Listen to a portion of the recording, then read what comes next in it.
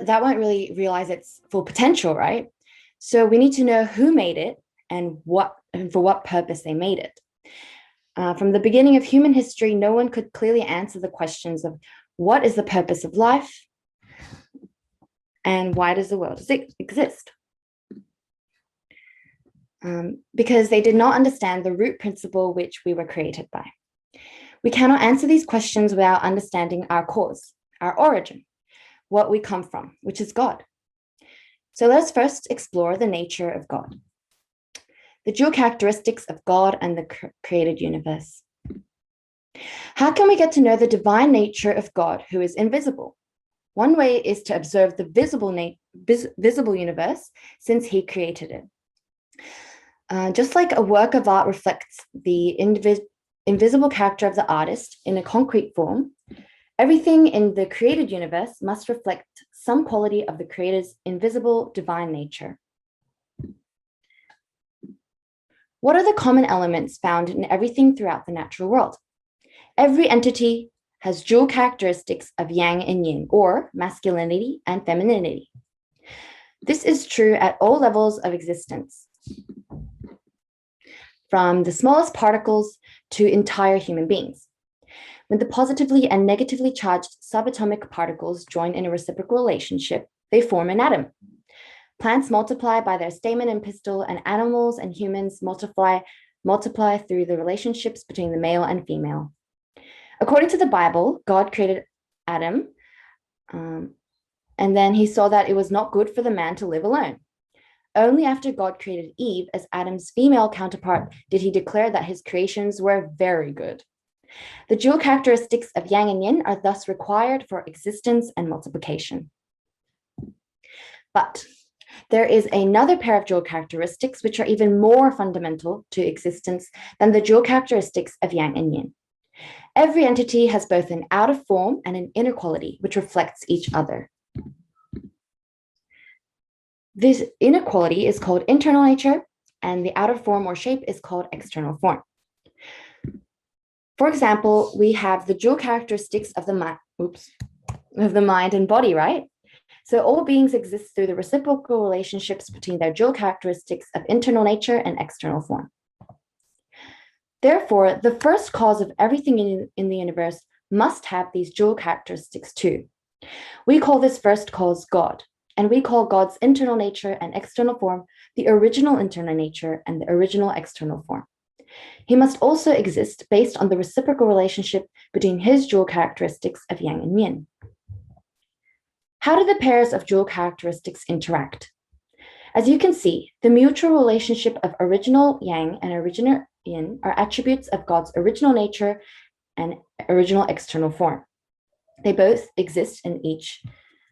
In God, the dual characteristics are in harmonious union, in oneness. In relation to the universe, God is the subject partner with the qualities of internal nature and masculinity. Every creation is then God's substantial object partner, resembling him through the dual characteristics at the level of image or symbol. So human beings are at the level of image, and the rest of creation are at the level of symbol, resembling him. The relationship between God and the universe is like a mutual relationship between internal nature and external form, internal cause and result, vertical and horizontal, subject partner and object partner, etc.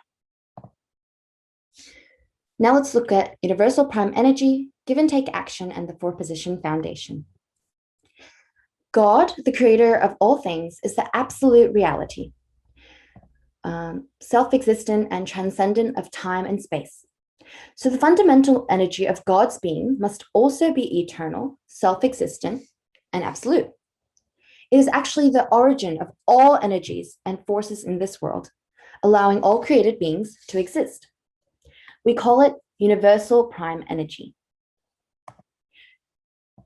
With this energy, the subject and object elements of every entity can form a common base and interact in give and receive action, which in turn generates all the forces the entity needs for existence, multiplication, and action. We all have a conscience and can feel its force as it tells us the right thing to do. But where does its force come from? Because it cannot create the force it needs all by itself. Just as all forces are produced by give and take action, the subject partner of our conscience is God. So, how does God create things? As the origin, God manifests himself into two separate entities, and then these are reunited into oneness. This process is called origin, division, union, action. As you can see, through origin, division, union, action, four positions are formed. The origin at the center, the subject partner, and the object partner, and their union. But it's not always God who has to be in the central position. Any of the four positions can assume the position of subject partner and engage with the other three. When each of the four then acts as the subject partner and enters into give and take action with the other three revolving around it, they fulfill the three object purpose. When through origin, division, union, action, all the positions fulfill the three object purpose, something called the four position foundation is established. The purpose of creation. In the Bible, it says that after God completed the creation of the universe, he saw that it was good. This suggests that God wanted his creations to embody goodness, and this would give him delight. How can creation give God the greatest joy? God created human beings last. He created us to resemble him and gave us sensibility to all feelings and emotions because it was his intention to share joy with us. After their creation, God blessed Adam and Eve and said to them, "Be fruitful and multiply and fill the earth and subdue it, and have dominion over the fish of the sea and over the birds of the heavens and over every living thing that moves on the earth." These are the three great blessings: to be fruitful, which means to become mature by perfecting your individual character; multiply, which means to join in loving oneness as husband and wife and raise children; and have dominion over creation, which means to share love and enjoy the beauty of creation and become one with it. If Adam and Eve had obeyed his will and built the kingdom of heaven, there is no doubt that God would have felt the greatest joy as his sons and daughters rejoiced in the world of his ideal. God's three great blessings can only be fulfilled when the fundamental four-position foundation has been established. The three great blessings are fulfilled when the whole creation, including human beings, completes the four-position foundation with God at the center. This is the kingdom of heaven, where ultimate goodness is realized, and God feels the greatest joy. This is exactly why God created the universe. The ultimate purpose of the universe, with human beings at its center, is to return joy to God. If God's purpose of creation was realized in this way, an ideal world without a trace of sin would have been established. We call this world the kingdom of heaven on earth. And when our lives on earth come to a close, people are to enter the spirit world and enjoy eternal life in the kingdom of heaven there. In the kingdom of heaven, God's direction will be conveyed to his children through the true parents of humankind, guiding everyone to live as one. Let us take a look at the original value of all creation and how each being's original value can be realized.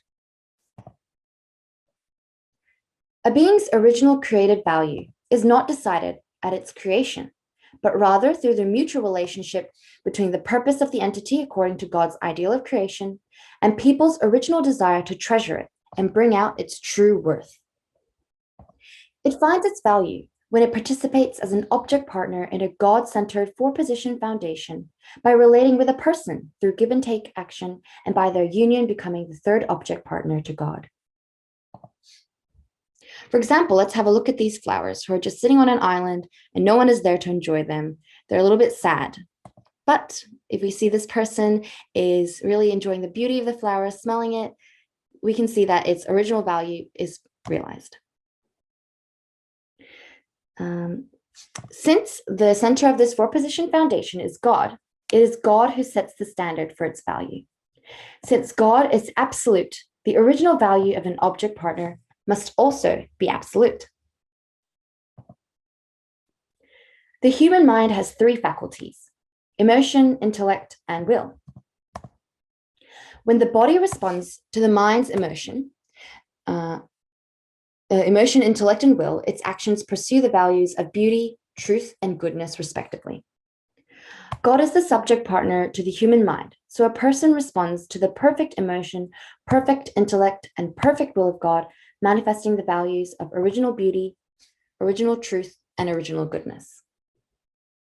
This is what the first blessing is, realizing that your original value comes from God, nowhere else, not from your abilities, your test marks, your achievements, your looks, what you wear, who you're friends with, or how others see you.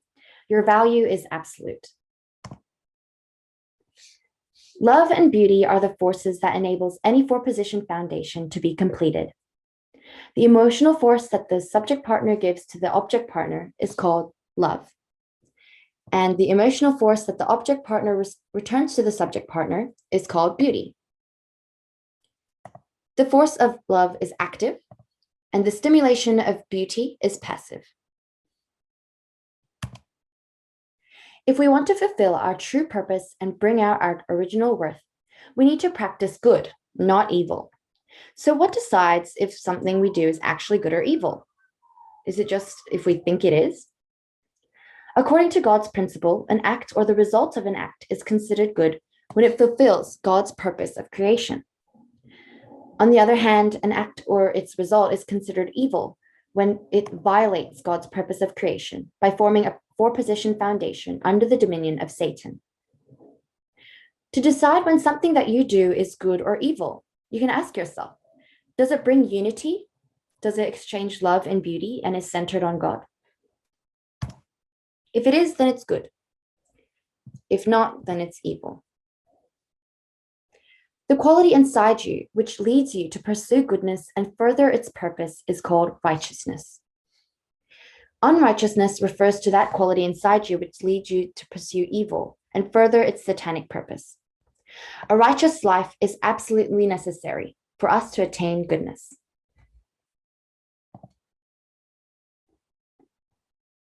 We also need to become perfected people to fulfill our own original value. And to perfect ourselves, we need to grow. We need to pass through a growing period and mature. Everything in the universe needs to pass through a growing period. So now we will have a look at the process of the creation of the universe and its growing period. There are three ordered stages of growth: the formation stage, the growth stage, and the completion stage. Oops. Human beings could not fulfill the purpose of their existence because they fell without completing the three stages of the growing period. Hence, in their renewed efforts to realize their purpose, human beings must pass through these three stages. We were created in such a way that our growth requires the fulfillment of our own portion of responsibility, in addition to the guidance provided by the principle. We must exercise this responsibility in order to pass successfully through the growing period and reach perfection. But why did God endow human beings with a portion of responsibility? Well, by fulfilling their given portion of responsibility, with which even God does not interfere, human beings are meant to inherit the creative nature of God and participate in God's great work of creation. That is, God intends human beings to earn ownership and become worthy to rule over the creation as creators in their own right. Once we fulfill our portion of responsibility, grow, and perfect ourselves in the realm of indirect dominion, we are to get married and create a family in God's love. Then we can live in the realm of God's direct dominion, which is the realm of perfection. In this realm, we become one in heart with God, intensely experiencing God's heart within ourselves. So we will naturally live lives of goodness and freely and fully share love and beauty with our family.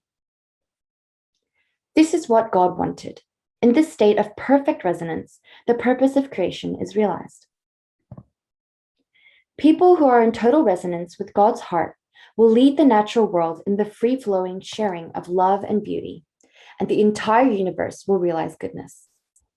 In such a manner, human beings will exercise direct dominion over all things. The incorporeal world and the corporeal world whose center is human beings. The incorporeal world, aka the spirit world, is the world we cannot perceive through our physical senses. So we can't see with our eyes or touch with our hands, but they can be perceived through our 5 spiritual senses. We cannot completely understand this physical world and our life here without understanding the spirit world.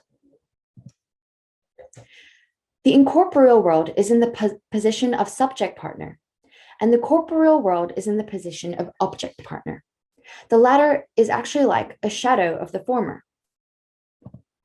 Human beings composed of flesh, which can dominate the physical world, and spirit, which can dominate the spiritual world, likewise have the potential to rule both worlds, and this was God's will. What is the reciprocal relationship between the physical self and the spirit self? The physical self consists of the dual characteristics of the physical mind, the subject partner, and the physical body, the object partner. The physical mind directs the physical body to maintain the functions necessary for its survival, protection, and reproduction. Instinct, for example, is an aspect of an animal's physical mind. The yang type nourishments for our physical body is air and sunlight, which we kind of receive naturally, and the yin type is food and water, which we must get ourselves. The spirit self, or our spirit, is a substantial yet incorporeal reality which can be apprehended only through the spiritual senses. It is the subject partner to our physical self. Our spirit can communicate directly with God and is meant to govern the incorporeal world, including the angels. Our spirit self consists of the dual characteristics of the spirit mind and the spirit body. The spirit mind is the center of the spirit self, and it is where God dwells. Truth lights up the innermost desires of our spirit mind. We must first find out our spirit mind's deepest desire through the truth, and then put this knowledge into action to fulfill our responsibility. The yang type elements of nourishment for our spirit self are life elements, and the yin type are the vitality elements. Life elements are received from God, just naturally through his love, and vitality elements are given from our physical self to our spirit self by doing good actions. The spirit self can attain perfection only during a person's earthly life. A spirit in the formation stage of life is called a form spirit, in the growth stage a life spirit, and in the completion stage a divine spirit. A divine spirit can accurately feel and perceive every reality in the spirit world. It is thus important for us to grow and develop our spirit. Imagine rolling around as a form spirit in the spirit world for eternity, not being able to experience all the amazing things there.